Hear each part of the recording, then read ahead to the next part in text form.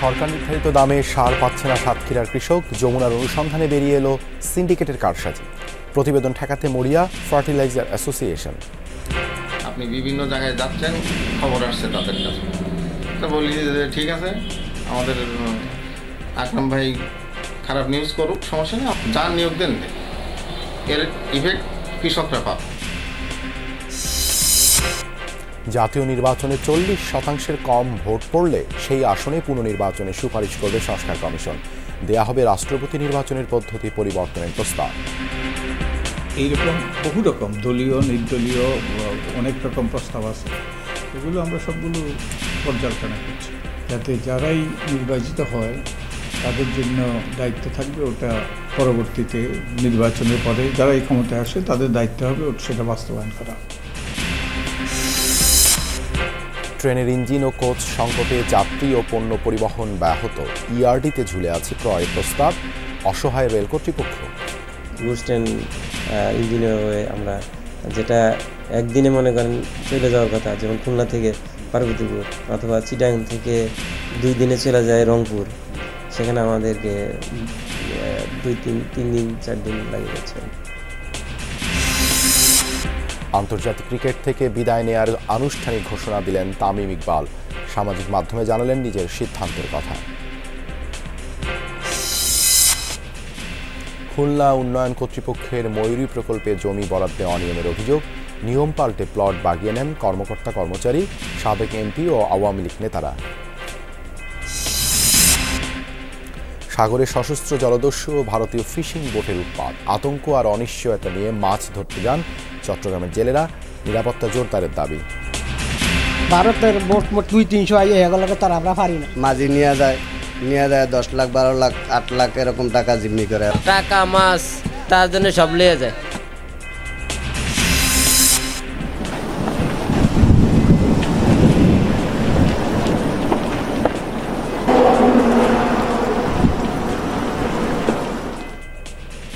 ক্যালিফোর্নিয়ায় এখনও নিয়ন্ত্রণহীনভাবে জ্বলছে আগুন। দাবানল মোকাবেলায় মূল সংকট পানি। নজিরবিহীন লুটপাট ঠেকাতে কারফিউ জারির সিদ্ধান্ত।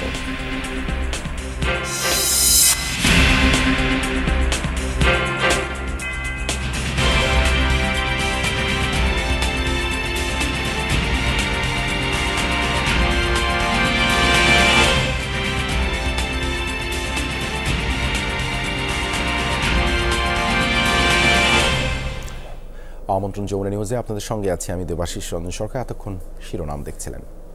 সরকার বিপুল অঙ্কের ভর্তুকি দিয়ে ডিলারের মাধ্যমে সার পৌঁছে দিচ্ছে কৃষকের নাগালে। মূল্যও থাকে নির্ধারিত, তবে সেই দামে সার পাচ্ছেন না সাতক্ষীরায় কৃষক।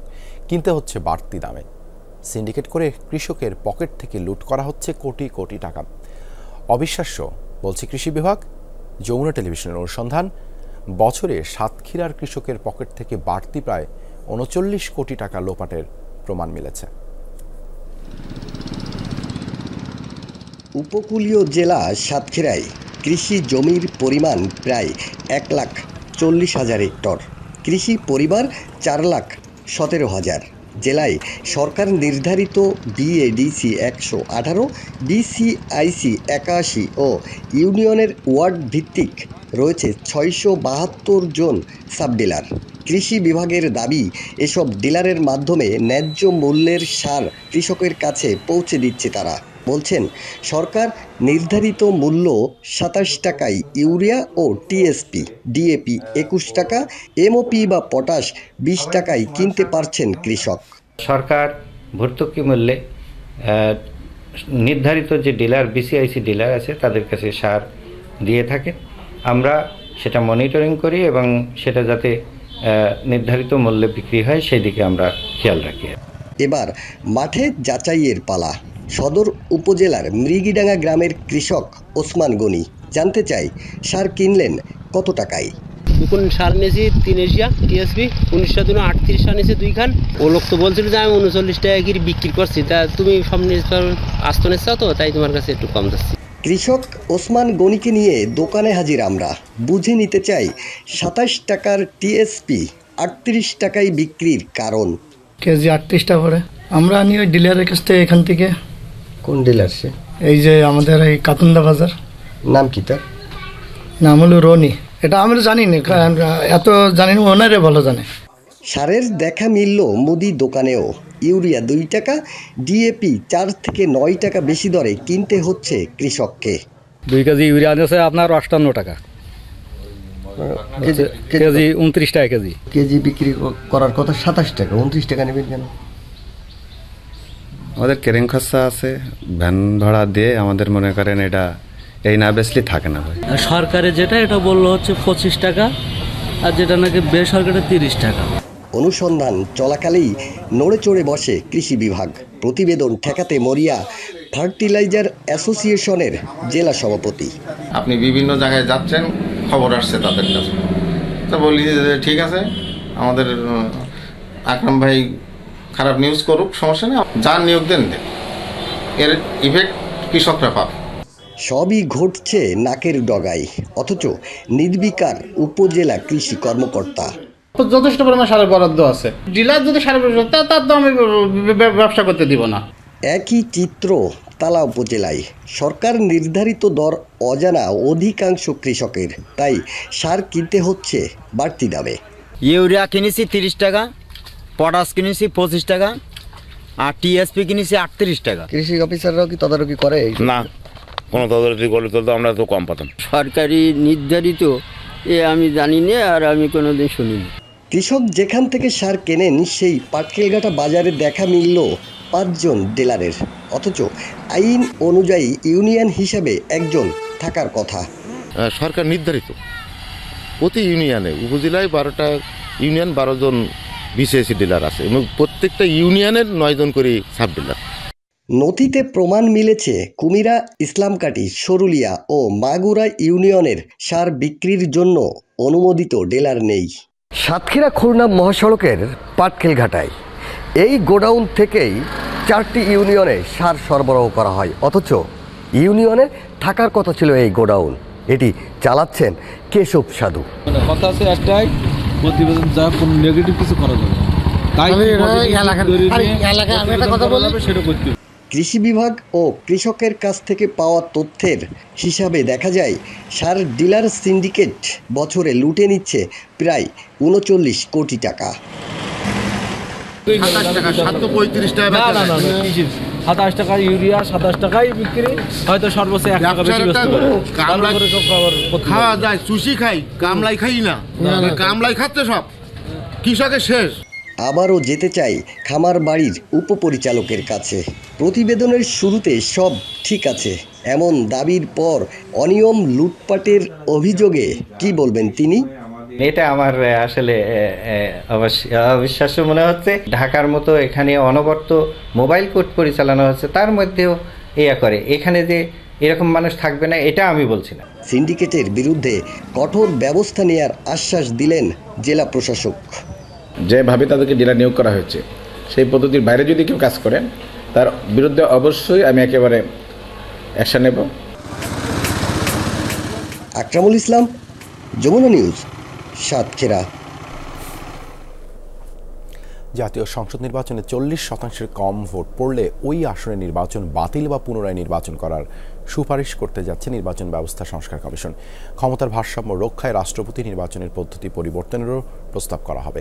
নির্দলীয় ব্যক্তিকে রাষ্ট্রপতি পদে নিয়োগের বিষয়টি গুরুত্বের সাথে বিবেচনা করা হচ্ছে বলে জানিয়েছেন সংস্কার কমিশনের সদস্যরা। রাষ্ট্রপতি নির্বাচিত হবেন জনপ্রতিনিধিদের ভোটে। Lovely Bithi report. ক্ষমতাচ্যুত আওয়ামী লীগ সরকারের আমলে বিগত 3টি সংসদ নির্বাচন ভোটার উপস্থিতি ও ভোটের হার ছিল প্রশ্নবিদ্ধ। 2014 সালের নির্বাচনে 153টি আসনে ভোট হয়নি। বাকি 147টি আসনে ভোটার হার দেখানো হয়েছিল 40%। রাতের ভোট হিসেবে বিতর্কিত একাদশ সংসদ নির্বাচনে ভোটের হার ছিল 80%, আর দ্বাদশ সংসদ নির্বাচনে 41.8%। কাগজে কলমে ভোটের এই হার দেখানো হলেও বেশিরভাগ ভোটারই ভোট দিতে পারেনি। তাই ছাত্র জনতার গণ অভ্যুত্থানের পর নির্বাচন ব্যবস্থা সংস্কারের দাবি ওঠে। সে অনুযায়ী নির্বাচন সংস্কার কমিশন ইসিকে শক্তিশালী করা সহ ভোট বাতিলের ক্ষমতা, নির্বাচনে আদালতের অযাচিত হস্তক্ষেপ বন্ধ, আরপিওতে সেনাবাহিনীর ম্যাজিস্ট্রেসি ক্ষমতা স্বয়ংক্রিয়ভাবে অন্তর্ভুক্ত করার প্রস্তাবনা তৈরি করেছে। প্রস্তাবনায় থাকছে ভোটের হারের নির্দিষ্ট করার বিষয়টিও। না ভোট যদি বিজয়ী হয় তাহলে সেখানে আবার বাই ইলেকশন দেওয়া, তো পুরা ভোট ওই আসনে বাতিল হয়ে গিয়ে বাই ইলেকশন দাও, একটা সার্টেন পার্সেন্টেজ অফ ভোট আসতে হবে, তা না হলে ভোট বর্জন করছে কেন মানুষ সেখানে, সেটাও একটা ব্যাপার আছে। তো সেরকম আমরা একটা পার্সেন্টেজ চিন্তা করছি, কয়েকটা পার্সেন্টেজ নিয়ে কথা হচ্ছে।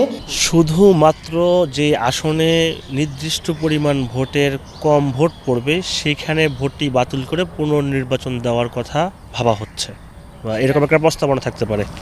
পার্সেন্টেজ আনুমানিক কেমন হবে? 40 বা 50%। রাষ্ট্রপতি নির্বাচনের পদ্ধতি সংস্কারের প্রস্তাবও করবে কমিশন। সদস্যরা বলছেন, রাষ্ট্রপতি পদ নিরপেক্ষ হলেও দলীয় ব্যক্তিকে নির্বাচিত করায় স্বজনপ্রীতি এবং দলের প্রতি আনুগত্য প্রকাশ করেন তারা। প্রধানমন্ত্রীর একক ক্ষমতা নিয়ন্ত্রণে নির্দলীয় ব্যক্তিকে রাষ্ট্রপতি পদে নির্বাচনের সুপারিশ করবে সংস্কার কমিশন। প্রার্থী মনোনয়ন নির্দলীয় হতে হবে, তারপরে হচ্ছে গিয়ে পদ্ধতি।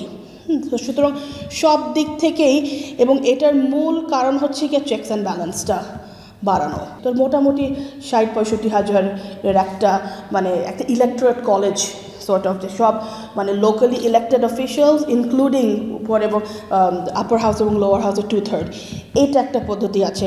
এই পদ্ধতিটা আমরা চিন্তা করছি। এইরকম বহু রকম দলীয় নির্দলীয় অনেক রকম প্রস্তাব আছে, এগুলো আমরা সবগুলো পর্যালোচনা করছি, যাতে যারাই নির্বাচিত হয় তাদের জন্য দায়িত্ব থাকবে, ওটা পরবর্তীতে নির্বাচনের পরে যারা এই ক্ষমতায় আসে তাদের দায়িত্ব হবে সেটা বাস্তবায়ন করা। সংস্কার প্রস্তাব বাস্তবায়নে নির্বাচিত সরকার যেন পিছুটা না দেয়, এজন্য জাতীয় সনদ করার কথা জানালেন নির্বাচন সংস্কার কমিশন প্রধান। নতুন সংসদের মাধ্যমে এগুলো বাস্তবায়ন করতে হবে। লাভলি বিথি, যমুনা নিউজ, ঢাকা। ইঞ্জিন ও কোচ সংকটে ধুঁকছে রেলওয়ে। এতে শুধু চাহিদা অনুযায়ী যাত্রীবাহী ট্রেনই নয়, যথাসময়ে পণ্য পরিবহনও করা যাচ্ছে না। পুরনো ইঞ্জিনের কারণে বাড়ছে ট্রেনের যাতায়াতের সময়, কিছু ট্রেনের চলাচলও বাতিল করতে হয়েছে রেল কর্তৃপক্ষকে। এই সংকট কাটাতে ইঞ্জিন ও কোচ কেনার প্রস্তাব তৈরি করা হলেও ঝুলে আছে দীর্ঘদিন। রেল সচিব জানিয়েছেন, কোরিয়া ও ইউরোপীয় ইউনিয়নের অর্থায়নে 136টি ইঞ্জিন ও 770টি কোচ কেনার প্রস্তাব দেওয়া হয়েছে ইয়ারডিতে। এর মধ্যে কিছু কোচ জুনের মধ্যে আসতে পারে বলে আশাবাদী রেলের ডিজি। আলমগীর স্বপনের রিপোর্ট। পর্যটনের ভরা মৌসুম, কিন্তু চাহিদা থাকলেও দেশের পর্যটনের প্রধান কেন্দ্র কক্সবাজারমুখী ট্রেনের সংখ্যা কম।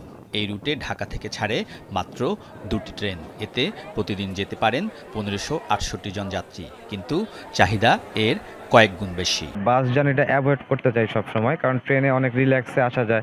আমরা চাই যে আরো উন্নত মানের ট্রেন যোগাযোগ হোক, মানুষ আসা যাওয়া আরো বেশি, পর্যটক বাড়বে।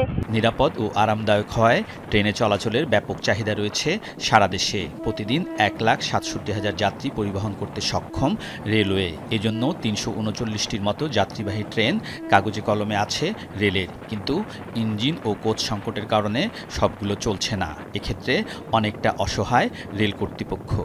লোকোমোটিভের শর্টেজের জন্য আমরা অনেকখানি দিতে পারছি না, তো ওই ঘুরে ফিরে কিন্তু সেই লোকোমোটিভের শর্টেজ এবং ক্যারেজের শর্টেজেই আমরা ওই একই ঘেরাটোপে ঘুরপাক খাচ্ছি আসলে বেসিক্যালি। হ্যাঁ, ইঞ্জিনের সংকটের জন্য তো প্রায় আমাদের ইঞ্জিন ফেল হচ্ছে। আমাদের ইঞ্জিন 10 হইতেছে। ট্রেনের যে সময়ে যাওয়ার কথা সেই সময় যেটা অনুযায়ী আমরা ট্রেন চলাচল করছে না। কিছু কিছু লোকাল ট্রেন ক্যান্সেল করতে হইতেছে। গুডস ট্রেন ইঞ্জিনের অভাবে আমরা, যেটা একদিনে মনে করেন চলে যাওয়ার কথা, যেমন খুলনা থেকে পার্বতীপুর অথবা চিটাং থেকে 2 দিনে চলে যায় রংপুর, সেখানে আমাদেরকে 2-3 দিন 4 দিন লাগে যাচ্ছে। দীর্ঘদিন ধরেই ইঞ্জিন ও প্যাসেঞ্জার কোচ কেনায় রেলের প্রস্তাব ঝুলে আছে। এর মধ্যে রয়েছে কোরিয়ার economic development cooperation fund EDCF এর আর্থিক সহায়তায় 90টি metre gauge diesel electric engine ও 46টি ব্রডগেজ ইঞ্জিন কেনার প্রস্তাব। ইআরডির মাধ্যমে দেশটি থেকে 260টি ব্রডগেজ ও 300টি মিটার গেজ প্যাসেঞ্জার কোচ কেনার প্রস্তাবও দেয়া আছে। ইউরোপীয় ইউনিয়নের অর্থায়নে 200টি ব্রডগেজ প্যাসেঞ্জার কোচ সংগ্রহের প্রকল্প অনুমোদন হলেও এর কোনো অগ্রগতি নেই। এগুচ্ছে না ভারতের ঋণ সহায়তায় 290টি বগি ফ্ল্যাট কন্টেইনার ট্রাক ওয়াগন ও 20টি বগি ব্রেক ভ্যান সংগ্রহের কাজও। কোরিয়া থেকে আমাদের কিছু কোচ আমরা ওখান থেকে আনছি, আরও 35টা কোচ অতিরিক্ত অর্ডার দেওয়া হয়েছিল, সেটাও চলে আসবে। আর ইন্ডিয়া থেকে কিছু কোচ যেটা আসার কথা, আগামী 6 মাসের মধ্যে একটা ঘাটতিটা অনেকটা পূরণ হইতে শুরু করবে। কিন্তু ইঞ্জিনের সমস্যাটা কিন্তু আমাদের থেকে যাবে। কোরিয়ার একটা প্রজেক্ট আছে, এটা এখনো তাদের সাথে কোনো এগ্রিমেন্ট হয়নি। যোগাযোগ চলছে আমাদের ইআরডির মাধ্যমে, যেহেতু এই লোন এগ্রিমেন্টগুলো হয়, কাজে এটা তো একটু সময় লাগে। আসলে আমরা অ্যাজ আর্লি অ্যাজ পসিবল চাচ্ছি বাইরের দেশ থেকে প্রকিউর করা প্লাস এখানে বানানো সব কিছুতেই আমরা মনোনিবেশ করেছি। চট্টগ্রাম 2000 যে এই প্রকল্পটি আছে, এখানে 30টা মিটার গেজ লোকোমোটিভ আসবে খুব তাড়াতাড়ি। রেল কর্তৃপক্ষ বলছে, প্রস্তাব অনুযায়ী ইঞ্জিন ও কোচ সংগ্রহ করা গেলে সংকট কাটবে, এতে চাহিদা অনুযায়ী বাড়ানো যাবে যাত্রী ও পণ্যবাহী ট্রেনের সংখ্যা। আলমগীর স্বপন, যমুনা নিউজ, ঢাকা। সারা দেশে বেড়েছে শীতের দাপট, কনকনে ঠান্ডা হাওয়া আর ঘন কুয়াশায় জুবুথুবু জনজীবন। এ বিষয়ে আরও জানাতে লালমনিরহাট থেকে যুক্ত হচ্ছেন সহকর্মী আনিসুর রহমান। আনিস, সকাল সকাল তাপমাত্রা কেমন দেখছেন? জনজীবনের শীতের প্রভাব কতটুকু পড়েছে? আশিস, আপনি যেটি বললেন যে আসলে আজকের তাপমাত্রা কিন্তু লালমনিরহাটে 10 ডিগ্রি সেলসিয়াস, তবে গত কয়েকদিন কিন্তু ঘন কুয়াশা ছিল, কনকনে ঠান্ডাও ছিল। আপনাকে একটু যদি আমি দেখাতে পারি যে কিন্তু সেই ঘন কুয়াশাটা সকাল থেকে আমরা দেখতে পাচ্ছি না, তবে কনকনে ঠান্ডা কিন্তু রয়েছে। আমি লালমনিরহাট রেলওয়ে স্টেশনে রয়েছে, এখানে আপনি দেখছেন যে প্রতিটা মানুষের গায়ে কিন্তু গরম কাপড় এবং ভারী কাপড় তারা পরেছে। আসলে লালমনিরহাট যেহেতু সীমান্তবর্তী জেলা, আসলে এই জেলায় শীত যেমন আগে আসে আবার শীত তেমনি পড়ে যায়। আর এখানে কিন্তু যেহেতু তিস্তা ধরলা নদী রয়েছে এই জেলায়, দুটি বড় বড় নদী থাকার কারণে কিন্তু এই এলাকার চর অঞ্চলগুলো বেশি, আর চর অঞ্চলগুলো বেশি হয় কিন্তু ছিন্নমূল মানুষ, যারা খেটে খাওয়া শ্রমজীবী মানুষ কিন্তু এই জেলায় বেশি, আর যার কারণে কিন্তু এইসব মানুষ কিন্তু গরম কাপড়ের অভাব বোধ করছে এবং তারা কিন্তু দুর্বিষহ জীবনযাপন করছে। আর আমি এ বিষয়ে লালমনিরহাট জেলা প্রশাসক কথা বলেছি, তিনি যেটি জানিয়েছেন যে এ পর্যন্ত জেলায় তারা 16,000 পিস কম্বল বিতরণ করেছেন। এছাড়াও তারা 32 লাখ টাকা পেয়েছেন, যেটি লালমনিরহাটের 5টি উপজেলার বিভিন্ন কাছে দিয়েছেন শীতবস্ত্র কেনার জন্য। সেই শীতবস্ত্র ইউনোরা কিন্তু তারা শীতবস্ত্র কিনে গরিব মানুষদের, অসহায় মানুষদের সেই সব শীতবস্ত্র বিতরণ করবেন বলে আমাকে জানিয়েছে। দেবাশিস, ধন্যবাদ আনিস যুক্ত হবার জন্য। অবশেষে আন্তর্জাতিক ক্রিকেটের সাথে বিচ্ছেদের গল্পটা লিখেই ফেললেন তামিম ইকবাল। দূরত্ব ঘুচিয়ে দেশের জার্সিতে আর ফিরবেন না চট্টলার খান সাহেব। সামাজিক যোগাযোগ মাধ্যমে এক বিদায়ী পোস্টে জানিয়েছেন, আন্তর্জাতিক ক্রিকেটে তার অধ্যায়ের শেষ। 23-এর অভিমান আর ভক্তদের ভালোবাসা বুকে জড়িয়ে গুড বাই বললেন তামিম। আমি আবার ক্লান্ত পথচারী, এই কাঁটার মুকুট লাগে ভারী। গেছে জীবন দুদিকে দুজনারই, মেনে নিলেও কি মেনে নিতে পারি? ছুঁতে গিয়েও যেন হাতের নাগালে না পাই। এভাবে হেরে যাই যেই ঘুরে তাকাই, কেমন যেন আলাদা আলাদা সব। ক্রিকেটই যখন জীবন, তখন ছেড়ে যাওয়া মানেই যেন নিজের প্রিয়তমাকেই হারিয়ে ফেলা। তামিম ইকবাল খান নামটা শুনলেই তো চোখে ভেসে ওঠে লাল সবুজের জার্সিটা, নতুবা ভাঙা হাতে বুক ফুলিয়ে দেশের জন্য 22 গজের ওই লড়াইটা। শেষটায় হয়তো ডাউন দ্য উইকেটে এসে ছক্কা মারা হয়নি, তবুও 3 সংস্করণ মিলিয়ে 391 ম্যাচ আর 15,249 রান। আন্তর্জাতিক ক্রিকেটে দেশের ইতিহাসে দ্বিতীয় সফল ব্যাটার। 18 বছর ধরে যে পথ পাড়ি দিলেন খান সাহেব, তাকে তো চোখ বন্ধ করে একটা সিক্সার বলাই যায়। কিবোর্ডে জীবনের সবচেয়ে কঠিন শব্দগুলোই হয়তো আজ টাইপ করতে হয়েছে তামিমের শীতকাতুরে আঙুলগুলোকে। আন্তর্জাতিক ক্রিকেটের সাথে বিচ্ছেদের গল্পটা লিখেই ফেললেন চট্টলার খান। লিখেছেন, আন্তর্জাতিক ক্রিকেট থেকে দূরে আছেন অনেক দিন ধরেই, সেই দূরত্ব আর ঘুচবে না। আন্তর্জাতিক ক্রিকেটে তার অধ্যায় শেষ। তামিম অনেকদিন ধরেই এটা ভাবছিলেন, চ্যাম্পিয়ন্স ট্রফির মতো বড় আসরের আগে দলের মনোযোগে ব্যাঘাত চান না সাবেক অধিনায়ক। আগেও চাননি বলেই সরে গিয়েছিলেন বিসিবির কেন্দ্রীয় চুক্তি থেকে। অধিনায়ক নাজমুল হোসেন শান্ত আন্তরিকভাবেই তামিমকে ফেরার জন্য বলেছিলেন। নির্বাচক কমিটির সঙ্গেও হয়েছিল আলোচনা, তবে তামিম শুনেছেন তার মনের কথা। 2023 বিশ্বকাপের আগে ঘটে যাওয়া ঘটনা তামিমের জন্য ছিল ধাক্কা। ভক্তদের ভালোবাসার ভাবনায় পড়েছেন তামিম। সবচেয়ে বড় ভক্ত আছেন ঘরেই, বাবাকে হিরো মানা আরহাম, যে তার মাকে বলেছে বাবাকে আবার দেখতে চায় দেশের জার্সিতে খেলতে। তামিম ছেলেকে বলেছেন, তুমি যেদিন বড় হবে সেদিন বাবাকে বুঝতে পারবে। 2023 সালের 6 জুলাই আচমকা আন্তর্জাতিক ক্রিকেটকে বিদায় বলার দিনেও জানতেন সেটা হয়তো নিছকই অভিমান। তবে 25-এর 10 জানুয়ারির গল্পটা সত্যিকারের বিদায়ের। এখন হয়তো তামিমের অপেক্ষা ভিন্ন এক ম্যাচের, যেখানে ডাউন দ্য উইকেটে এসে মারা একটা ছক্কা আছড়ে পড়বে গ্যালারিতে। বিগ স্ক্রিনে নতুন মুখ, নাম আরহাম ইকবাল খান, জার্সির রংটা লাল সবুজ। রঞ্জন শান্ত, যমুনা স্পোর্টস। প্লট ভাগ বাটোয়ারার চক্র থেকে বের হতেই পারছে না খুলনা উন্নয়ন কর্তৃপক্ষ কেডিএ। নিয়মনীতি নিজেদের মতো বদলে নিয়ে পানির দরে 15টি প্লট বাগিয়ে নেওয়ার অভিযোগ উঠেছে প্রতিষ্ঠানটির বিরুদ্ধে। এই তালিকায় আছেন কেডিএ কর্মকর্তা, কর্মচারী সহ স্থানীয় সংসদ সদস্য, উপসচিব, আওয়ামী লীগ নেতা। অনিয়মের এই সকল প্লটের বরাদ্দ বাতিল এবং জড়িতদের শাস্তির দাবি নাগরিক নেতাদের। খুলনা উন্নয়ন কর্তৃপক্ষ কেডিএর আবাসিক প্রকল্প ময়ূরী 2016 সাল থেকে সেখানে প্লট বরাদ্দ শুরু করে কেডিএ। তখন 3 কাঠার প্লটের প্রতি কাঠা 9 লাখ এবং 5 কাঠার প্লটের প্রতি কাঠার দাম নির্ধারণ করা হয় 9.5 লাখ টাকা। এর সাথে দিতে হবে রেজিস্ট্রি খরচ। কিন্তু শেষ 15টি প্লট বরাদ্দের আগে হঠাৎই বদলানো হয় মন্ত্রণালয়ের অনুমোদিত প্রসপেক্টাস। কেডিএ কর্মকর্তাদের জন্য প্রতি কাঠার দর নির্ধারণ করা হয় মাত্র 5 লাখ। বোর্ড সভায় নিজেদের মধ্যে ওই 15 প্লট ভাগবাটোয়ারা করা হয়। 7-8 বছর আগে আমরা নিয়েছি 9.5 লাখ টাকা করে। এখন ওটা যখন নিয়েছি তারপরে সুদ সমত 12-13 লাখ টাকা পড়ে গিয়েছে। এখন শুনতেছি যে তারা নিজেরা 5 লাখ টাকা করে নিচ্ছে। যে রেট আমার কাছে চাইছে, আমার কাছে এটা গ্রহণযোগ্য হয়নি। আমার কাছে মনে হয়েছে যে এরা অত্যন্ত বেশি দামে বিক্রি করছে। তারা নিজেদের কর্মচারীর মধ্যে, আমলাদের মধ্যে, এবং যেটা আপনি বললেন কিছু পুলিশের বড় কর্মকর্তা, বেঞ্জি সাহেবের মতন কর্মকর্তারাও এইখানে প্লট নিয়েছে। তারা কোন ক্যাটাগরিতে এখানে প্লট নিয়েছে? শুধু প্লটের দাম কমানোই নয়, মর্জিমাফিক নীতিমালা বদলানোর ঘটনাও ঘটেছে কেডিএর বোর্ড সভায়। প্রেষণে নিয়োজিত কর্মকর্তারা 1 বছর চাকরির মেয়াদেই সুবিধা ভোগ করতে পারবেন, এমন সিদ্ধান্ত নেওয়া হয় বোর্ড সভায়। এরপর তা আরেক দফায় বদলানো হয়। নতুন নীতি অনুযায়ী প্রেষণে কেডিএতে যুক্ত হলেই মিলবে প্লট। উদ্ভট এই নীতির কারণে অনেকেই বদলি হয়ে বনেছেন প্লট মালিক। বোর্ড তখন মনে করেছে 1 বছরের প্রেষণের জন্য একটা লিমিটেশন থাকা উচিত। পরবর্তী বোর্ড মনে করেছে যে না, এটা হয়তো রিজিড। আমি বলছি না এটাই হয়েছে, বোর্ড হয়তো মনে করেছে এটা রিজিড, এটা আমরা হয়তো এটা ওপেন করতে পারি। সরকারের কোটি টাকা ক্ষতি করে ভাগবাটোয়ারা করা এসব প্লট বরাদ্দ বাতিল এবং সংশ্লিষ্টদের আইনের আওতায় আনার দাবি জানিয়েছেন নাগরিক নেতারা। তবে কেডিএর বক্তব্য সবই হয়েছে আইন মেনে।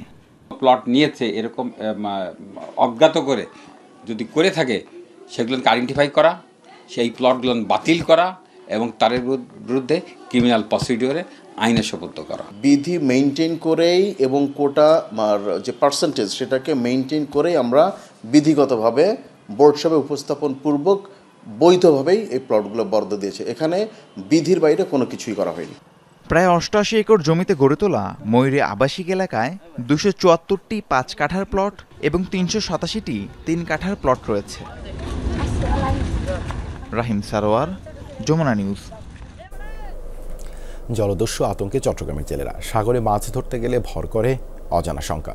সশস্ত্র জলদস্যুদের উৎপাত বৃদ্ধি এবং সম্প্রতি ছোট বড় একাধিক ফিশিং বোট আক্রান্ত হওয়ার পর আতঙ্ক বেড়েছে আরও। সাগরে অভিযান এবং নিরাপত্তা বাড়ানোর দাবি ভুক্তভোগীদের। প্রায় 1.5 যুগের কর্মজীবনে বেশ কয়েকবার জলদস্যুদের কবলে পড়েন এই মৎস্যজীবী। গেল 2 সপ্তাহ আগেও সহকর্মী মাঝিকে গুলি করে জলদস্যুরা। ভাগ্যক্রমে প্রাণে বাঁচলেও ভয় কাটেনি কারো। গুলি করে যেমন আমরা সিলিন্ডার হয়ে গেলে ধরিয়া মাঝি নিয়ে যায় 10 লাখ 12 লাখ 8 লাখ এরকম টাকা জিম্মি করে। টাকা মাছ তার জন্য সব লিয়ে যায়। আমার যদি না দেই আমার নিয়ে ফিটায়। ভয়ঙ্কর অভিজ্ঞতার সাক্ষী এই জেলেও। গেল বছর কুতুবদিয়ায় তাদের ফিশিং বোটে সশস্ত্র হামলা চালিয়ে মাছ ও টাকা পয়সা লুট করে জলদস্যুরা। মানুষের তসারিং করে বেমিলে, মানে সীমা ছাড়া যে শীত বাটা মানে ছড়িয়ে দেব বা মরিয়া দেব, তাদের কোনো এরকম কোনো কিছু নেই। একলা ফাইলে আমাদেরকে আঘাত করতেছে, মানে জলদস্যু ঝাঁপিয়ে পড়তেছে, আবার যদি না থামাই তাই গুলি করিয়ে দেয়। কোস্টগার্ড ও নৌ পুলিশের অভিযানে মাঝখানে জলদস্যুদের উৎপাত কিছুটা কমলেও গেল 3 মাস ধরে তারা আবার বেপরোয়া। একদিকে সশস্ত্র জলদস্যু, অন্যদিকে বাংলাদেশের সীমানায় ঢুকে মাছ ধরে নিয়ে যায় ভারতের জেলেরা। ফলে উভয় সংকটে জেলেরা। ডাকাইতের ডরে আর ভারতের বোট মোট 200-300 আইয়ে এগুলোকে তার আমরা পারি না। এই ডাকাইতের অবস্থা খুব খারাপ। আমরা সাগরে গেলে বহু চিন্তা ভাবনা থাকি। আটকে রাখিয়া টাকা দাবি করে টাকা টুকু দেওয়ার পরে তুই আমাদেরকে ছাড়ে। এই ভয়ে আমরা ফিশিং ঠিক মতন সুবিধা করে করতে পারি না। গত 9 ডিসেম্বর চট্টগ্রামের দুটি ফিশিং বোট এফভি লায়লা 2 ও এফভি মেঘনা 5 সহ 78 জন নাবিক ও জেলেকে ধরে নিয়ে যায় ভারতীয় কোস্ট গার্ড। 1 মাস পর ছাড়া পান তারা। এ ঘটনার পর জেলেদের আতঙ্ক আর অনিশ্চয়তা বেড়েছে আরও। সাগরে মাছ ধরতে গিয়ে প্রায় সময় জলদস্যুদের কবলে পড়েন এসব জেলেরা। মুক্তিপণ দিতে পারলে প্রাণ নিয়ে ফেরা যায়, অন্যথায় মৃত্যু অনিবার্য। এমন অবস্থায় সাগরের নিরাপত্তা জোরদার করার দাবি জেলেদের। মামুনুর রশিদ অফি, যমুনা নিউজ, চট্টগ্রাম। শুষ্ক মৌসুমে সোমেশ্বরী নদী পারাপারের ভরসা কাঠের ব্রিজ আর বর্ষায় নৌকা। এতে ভোগান্তিতে নেত্রকোনার দুর্গাপুরের কয়েকটি ইউনিয়নের মানুষসহ পর্যটকরা। এলাকার পর্যটন শিল্প বিকাশে দ্রুত সেতুর দাবি সবার। 750 ফুট দৈর্ঘ্যের কাঠের ব্রিজ নির্মিত হয়েছে দুর্গাপুরে সোমেশ্বরীর বুকে। নদী পারাপার হচ্ছেন পর্যটক সহ স্থানীয়রা। চলছে মাইক্রোবাস সহ 3 চাকার বাহন। সাদামাটির পাহাড়, রানীখং মিশন সহ সীমান্তের দর্শনীয় স্পটগুলোতে যেতে হয় এই পথেই। তবে সেখানে নেই সেতু, তাই সম্প্রতি স্থানীয়দের উদ্যোগে তৈরি করা হয়েছে কাঠের ব্রিজটি। যারা নদীর পশ্চিম পারে আমরা বসবাস করি, তাদের দুর্গাপুরের সাথে একটা যোগাযোগ বিচ্ছিন্নতা ছিল সেই দীর্ঘ সময় ধরেই।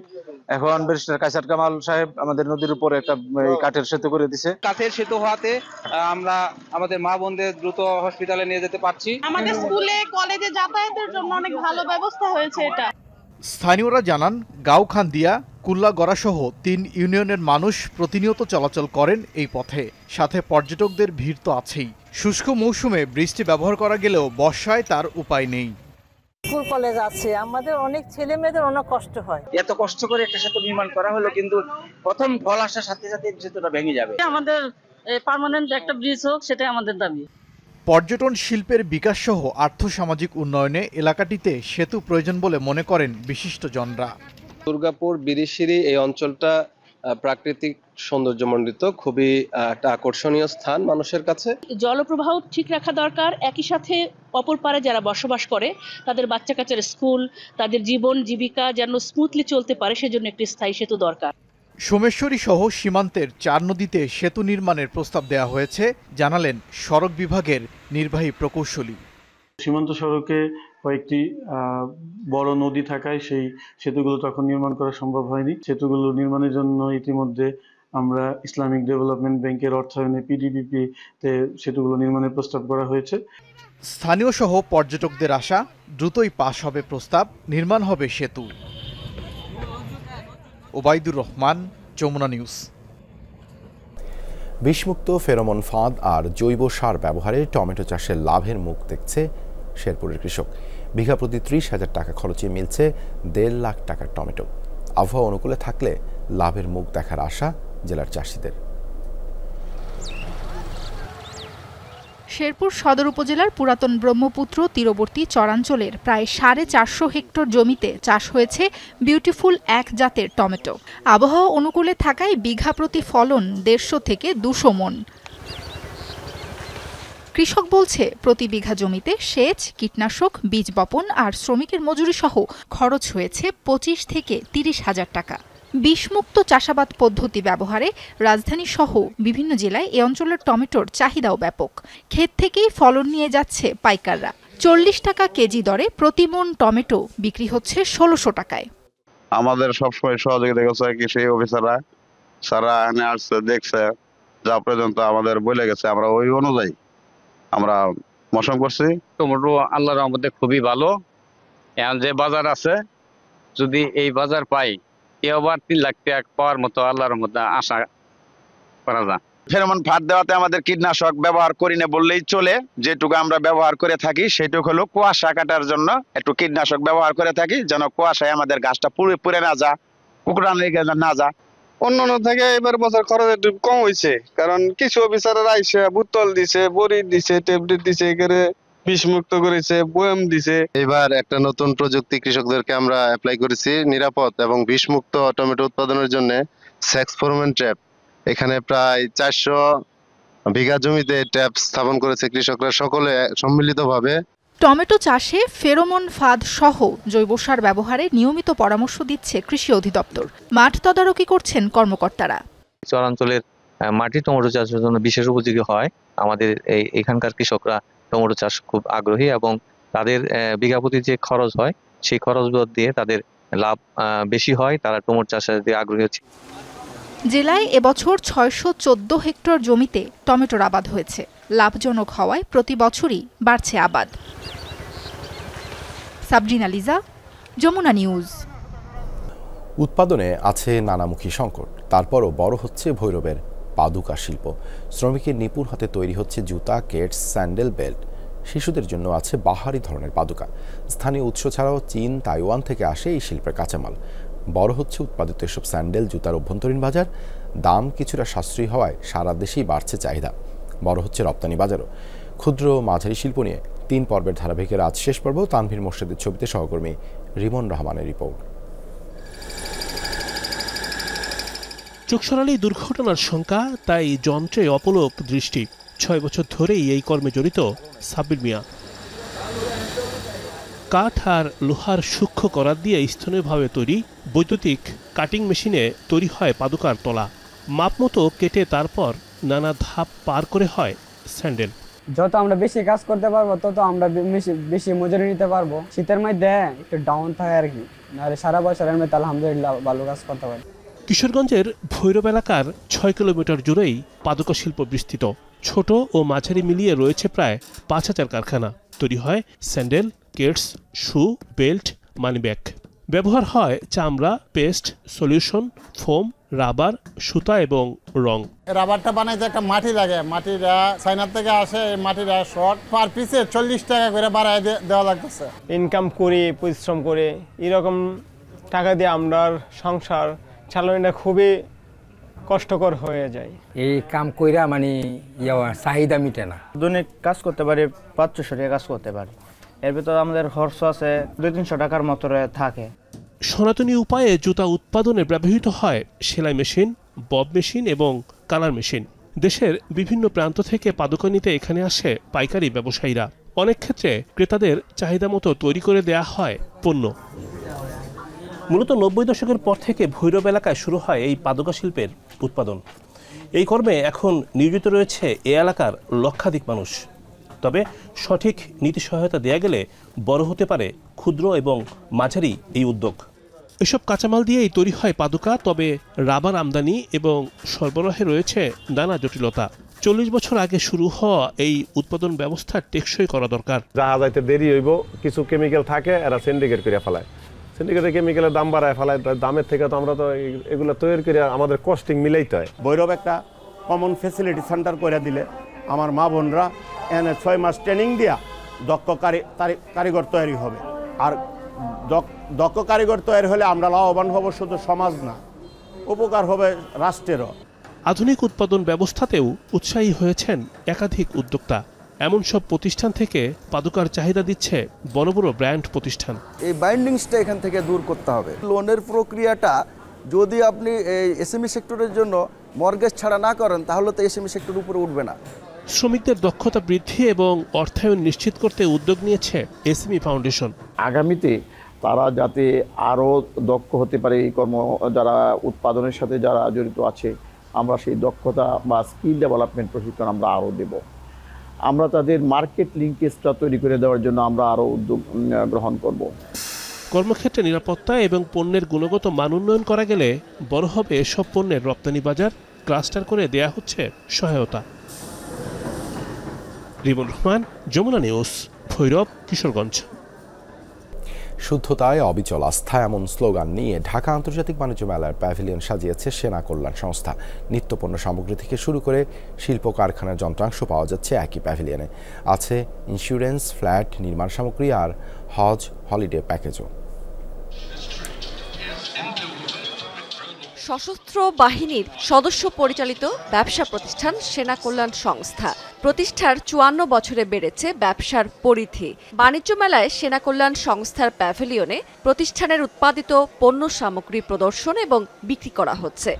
কম বেশি আমরা সবাই জানি যে সেনাবাহিনীর প্রোডাক্ট অনেক ভালো হয়, আর এই প্রোডাক্টটা কিন্তু আমরা সচরাচর বাইরে পাই না। ওরা আজকে মেলা করছে, দ্যাটস ওয়াই এই সুবাদে আমরা আসলে প্রোডাক্টগুলো পাচ্ছি। সেনা কল্যাণের স্টলটা মানে অন্যদের স্টলের থেকে একটু স্পেশালভাবে সাজানো হয়েছে, আর আর্মিদের প্রোডাক্ট তো এমনিতেই ভালো, আর এখানে আরও বিশেষভাবে মানে সব কিছু সুন্দর করে সাজানো হয়েছে। সিমেন্ট, রেডিমিক্স কনক্রিট, এলপিজি, চাল, ডাল, আটা, চা, ভোজ্য তেল সহ বিভিন্ন ধরনের নিত্যপণ্য মিলছে। নিরাপত্তা কর্মী সরবরাহ, বৈদ্যুতিক সরঞ্জাম, হজ ওমরা হলিডে প্যাকেজের পাশাপাশি বিমানের যন্ত্রাংশ বিক্রি হচ্ছে এই প্যাভিলিয়নে। আছে স্টেশনারি আর হুঁশিয়ারি পণ্য। যেগুলি বাজারে অনেক বেশি দাম, এখানে অনেক কম। তাদের বিশেষ প্রোডাক্টদের মধ্যে আছে ব্রাউন আটা, তারপর আমি যেটা দেখলাম যে সেনা তেল, যেটা অনেক বেশি বাজারে চাহিদা, তারপর হচ্ছে সেনা ইলেকট্রনিক্স, সেনা টেন্ট, আছে সেনা সিমেন্ট, অ্যালুমিনিয়াম পর্যন্ত রয়েছে। তো এই জিনিসগুলো সেনা কল্যাণ সংস্থা নতুন আইটেমগুলো যোগ করেছে। সংস্থার কর্মকর্তারা বলছেন সর্বোচ্চ গুণগত মান বজায় রেখে খোলা বাজারে ন্যায্য মূল্যে পণ্য সরবরাহ করা হচ্ছে। মেলায় অংশগ্রহণের মাধ্যমে তাদের পরিচিতি আরও সমৃদ্ধ হবে। উপার্জিত লাভের পুরোটাই ব্যয় করা হবে আর্তমানবতার সেবায়। ক্রেতারা সুযোগ সুবিধার মধ্যে হচ্ছে এটা বাংলাদেশ আর্মি অর্গানাইজেশন। আর্মির সেহেতু অ্যাজ এ কাস্টমার আমাদের এটার ভিতর ট্রাস্ট রাখতে পারে যে আমরা সার্ভিসটা বেটার সার্ভিস প্রোভাইড করি। পাশাপাশি হচ্ছে এটা থেকে যে উপার্জিত যে অর্থটা হয় এটা কি চ্যারিটিতে যায়। আমরা 100% চ্যারিটেবল অর্গানাইজেশন। সেনা কল্যাণ সংস্থার প্রত্যেকটি পণ্য উন্নত মানের এবং আমদানিকৃত কাঁচামাল দিয়ে তৈরি হয়, এবং আমাদের প্রত্যেকটি পণ্যের গায়ে যেহেতু লেখা থাকে যে শুদ্ধতাই অবিচল আস্থা, সুতরাং প্রতিটি পণ্য বিশুদ্ধ এবং স্বাস্থ্যসম্মত। রাবিয়া স্মৃতি, যমুনা নিউজ। ৪৬,০০০ নয়, গাজা ইসরায়েলি আগ্রাসনে নিহতের প্রকৃত সংখ্যা এর চেয়ে অন্তত ৪১% বেশি, এমন দাবি লন্ডন ভিত্তিক এক গবেষণা প্রতিষ্ঠানের। চিকিৎসা বিজ্ঞান বিষয়ক জার্নাল ল্যান্সেটে প্রকাশিত প্রতিবেদনে বলা হয়েছে কেবল হামলাতেই প্রাণ হারিয়েছে উপত্যকার ৩% মানুষ। অপুষ্টি, ঠান্ডা, চিকিৎসার অভাবসহ আরও নানা কারণে হয়েছে মৃত্যু। ধারণা করা হচ্ছে গেল অক্টোবরেই প্রাণহানি ছাড়িয়েছে ৭০,০০০। ১.৫ বছর ধরে চলমান ইসরায়েলি বর্বরতায় গাজায় নিহতের সংখ্যা ছাড়িয়েছে ৪৬,০০০। আহত হয়েছেন লাখের বেশি ফিলিস্তিনি। তবে অবরুদ্ধ উপত্যকাটির স্বাস্থ্য মন্ত্রণালয়ের এ পরিসংখ্যানকে ভুল দাবি করল লন্ডন ভিত্তিক বিখ্যাত মেডিকেল জার্নাল দ্য ল্যান্সেটে প্রকাশিত গবেষণা। পিয়ার রিভিউড জার্নালটিতে প্রকাশিত সমীক্ষাটির দাবি, প্রাণহানির প্রকৃত তথ্য দিতে পারেনি হামাস পরিচালিত গাজার স্বাস্থ্য মন্ত্রণালয়। অন্তত ৪১% কম করে দেখানো হয়েছে নিহতের সংখ্যা। London school of hygiene and tropical মেডিসিনের গবেষকদের এক সমীক্ষায় পাওয়া গেছে এ তথ্য। প্রকাশিত তথ্য অনুযায়ী গাজায় আগ্রাসন শুরুর প্রথম ৯ মাসে প্রাণহানি ছিল ৬৪,০০০-এরও বেশি, যদিও তখন গাজার স্বাস্থ্য মন্ত্রণালয় নিহতের সংখ্যা ৩৭,৫০০-এর বেশি বলে উল্লেখ করে। ধারণা করা হচ্ছে নথিভুক্ত হয়নি বহু মৃত্যুর তথ্য। গবেষণায় বলা হয় প্রাণ হারানোদের ৫৯%ই নারী, শিশু ও বয়স্ক। ব্রিটিশ ওই গবেষকরা বলছেন গাজার যুদ্ধপূর্ব জনসংখ্যার ২.৯%ই বিলুপ্ত ইসরায়েলি হামলায়। প্রতি ১,০০০ জনে গড়ে প্রাণ হারিয়েছেন ৩৫ জন। ধারণা করা হচ্ছে ২০২৪ সালের অক্টোবরেই ৭০,০০০-এর বেশি ফিলিস্তিনি নাম লিখিয়েছেন মৃত্যুর খাতায়। তবে ল্যান্সেটে প্রকাশিত এমন গবেষণার বিপরীতে মন্তব্যহীন গাজার স্বাস্থ্য মন্ত্রণালয়। গাজায় আগ্রাসন শুরুর প্রথম ৯ মাসে সংঘটিত হত্যাযজ্ঞের উপর পরিচালিত হয় গবেষণাটি। ব্যবহার করা হয় ক্যাপচার রিক্যাপচার পরিসংখ্যান পদ্ধতি, যাতে শুধুমাত্র বিস্ফোরণজনিত কারণেই নিহতদের রাখা হয়েছে। বাদ দেয়া হয়েছে স্বাস্থ্যসেবা কিংবা খাবারের অভাবজনিত কারণে মৃত্যুকে। এর আগে গাজায় ইসরায়েলি আগ্রাসনে প্রাণহানি ১,৮৬,০০০ ছাড়িয়ে যেতে পারে বলে শঙ্কা প্রকাশ করে মেডিকেল জার্নালটি। অনিক রহমান, যমুনা নিউজ। যুক্তরাষ্ট্রের ক্যালিফোর্নিয়ায় এখনও নিয়ন্ত্রণহীনভাবে জ্বলছে আগুন। পানির অভাবে তৈরি হয়েছে বড় ধরনের সংকট। প্রাণহানি বেড়ে দাঁড়িয়েছে ১১ জনে। ৬টি স্থানে জ্বলছে ভয়াবহ আগুন। পুরো লস অ্যাঞ্জেলেসের আকাশ ঢেকে আছে কালো ধোঁয়ায়। জারি করা হয়েছে জরুরি স্বাস্থ্য সতর্কতা। প্যালিসেড ও অ্যাটনে শুক্রবার সামান্য কমেছে বাতাসের তীব্রতা, তাই কিছুটা সামনে এগোনোর সুযোগ পেয়েছেন ফায়ার সার্ভিস কর্মীরা। আগুন নিয়ন্ত্রণে না আসে আরও কয়েকটি এলাকার বাসিন্দাদের প্রস্তুত থাকতে বলা হয়েছে নিরাপদ আশ্রয়ে যাওয়ার জন্য। লস অ্যাঞ্জেলসের ইতিহাসের সবচেয়ে ভয়াবহ দাবানলে 3 দিনে ধ্বংস হয়েছে 10,000-এর বেশি বাড়িঘর স্থাপনা। ঘরবাড়ি ছাড়তে হয়েছে প্রায় 2 লাখ বাসিন্দাকে। বিভিন্ন স্থানে লুটপাট আর অরাজক পরিস্থিতি তৈরি হওয়ায় রাত্রিকালীন কারফিউ জারির সিদ্ধান্ত হয়েছে। এ যেন সভ্য জগতের অন্ধকার রূপ। স্মরণকালের সবচেয়ে ভয়াবহ দাবানলের করালগ্রস্ত ক্যালিফোর্নিয়ায় লুটপাটকারীদের দাপট। বাসিন্দাদের ছেড়ে যাওয়া দালানে হানা দিচ্ছে দুর্বৃত্তরা। সরকারি কার্যালয় থেকেও নিয়ে যাচ্ছে মূল্যবান সম্পদ। এ পর্যন্ত কয়েকজনকে আটক করা হলেও নজিরবিহীন অরাজকতা ঠেকাতে হিমশিম খাচ্ছে প্রশাসন। আগুন নেভাবে নাকি লুটপাট থামাবে প্রশাসন? ব্যাপক সংকটে ক্যালিফোর্নিয়া কর্তৃপক্ষ। বাধ্য হয়ে কারফিউ জারির সিদ্ধান্ত নেওয়া হয়েছে। ক্যালিফোর্নিয়া যখন নজিরবিহীন দাবানলে পুড়ছে, তখন দুর্যোগের সুযোগকে কাজে লাগাচ্ছে একদল দুর্বৃত্ত। বাসিন্দাদের ছেড়ে যাওয়া কিংবা আগুনে ক্ষতিগ্রস্ত বাড়িঘর স্থাপনাগুলোই রীতিমতো লুটপাট চালাচ্ছে তারা। বাদ পড়ছে না কোনো অফিস বা দোকানপাটের ধ্বংসাবশেষ। এই দুর্যোগের মধ্যেই খবর এসেছে অসহায় বাসিন্দাদের বাড়িঘরে লুটপাট শুরু হয়েছে। বিষয়টি খুবই লজ্জাজনক। এমন আচরণ মোটেও গ্রহণযোগ্য নয়। লস অ্যাঞ্জেলসের ইতিহাসে ভয়াবহতম দাবানল ছড়িয়েছে প্যালিসেড এবং ইটনে। আগুন নেভাতে ব্যস্ত প্রশাসনের চোখকে ফাঁকি দিয়ে দুর্যোগের সময়টাই বেছে নেওয়া হয়েছে ডাকাতির জন্য। লুটপাটের অভিযোগে 20 জনকে আটকও করা হয়েছে। এমন পরিস্থিতিতে কারফিউ জারির সিদ্ধান্ত নিয়েছে লস অ্যাঞ্জেলস কর্তৃপক্ষ। বিভিন্ন এলাকায় লুটপাটের খবর পাওয়া গেছে, অনেককে আটকও করা হয়েছে। এ ধরনের কার্যক্রম মেনে নেওয়া হবে না। লোকবল বাড়াতে ন্যাশনাল গার্ডের সহায়তা চাওয়া হয়েছে। প্যালিসেড ও ইটনের আগুনে ক্ষতিগ্রস্ত এলাকাগুলোয় কারফিউ জারির সিদ্ধান্ত নেওয়া হয়েছে। ক্যালিফোর্নিয়ায় মঙ্গলবার থেকে শুরু হওয়া দাবানলে ঘরবাড়ি ছাড়তে হয়েছে প্রায় 2 লাখ মানুষকে। ফাঁকা এলাকা এবং গুরুত্বপূর্ণ ভবনগুলোর নিরাপত্তায় সতর্কতা বাড়িয়েছে প্রশাসন। তাজরিয়ান সোবহান, যমুনা নিউজ। পর্ণতারকাকে ঘুষ দেওয়ার মামলায় জেল জরিমানা থেকে রেহাই পেলেন নবনির্বাচিত মার্কিন প্রেসিডেন্ট ডোনাল্ড ট্রাম্প। শুক্রবার নিউ ইয়র্কের সুপ্রিম কোর্টের ঐতিহাসিক রায়ে নিঃশর্ত মুক্তি দেওয়া হয় তাকে। এর আগে ওই মামলায় ডোনাল্ড ট্রাম্পের সাজা স্থগিতের আবেদন খারিজ করে নিউ ইয়র্ক হাইকোর্ট। মামলায় প্রায় 6 বছর পর এলো নজিরবিহীন রায়। বলা হচ্ছে, যুক্তরাষ্ট্রের সর্বোচ্চ ক্ষমতাসীন ব্যক্তির পদের উপর কোনো রকম হস্তক্ষেপ ছাড়াই একমাত্র আইনসঙ্গত শাস্তি এই রায়। 2016 সালের প্রেসিডেন্ট নির্বাচনে সাবেক পর্ণতারকাকে ঘুষ দেওয়ার তথ্য গোপন রাখেন ডোনাল্ড ট্রাম্প। পরে 2023 সালে 34টি অভিযোগে দোষী সাব্যস্ত হন তিনি। 20 জানুয়ারির শপথ নিয়ে দ্বিতীয়বারের মতো মার্কিন মসনদে বসবেন ডোনাল্ড ট্রাম্প। এর আগেই তার বিরুদ্ধে সাজা ঘোষণা করল মার্কিন আদালত। এই ছিল যমুনা নিউজে এতক্ষণ সাথে থাকার জন্য ধন্যবাদ সবাইকে।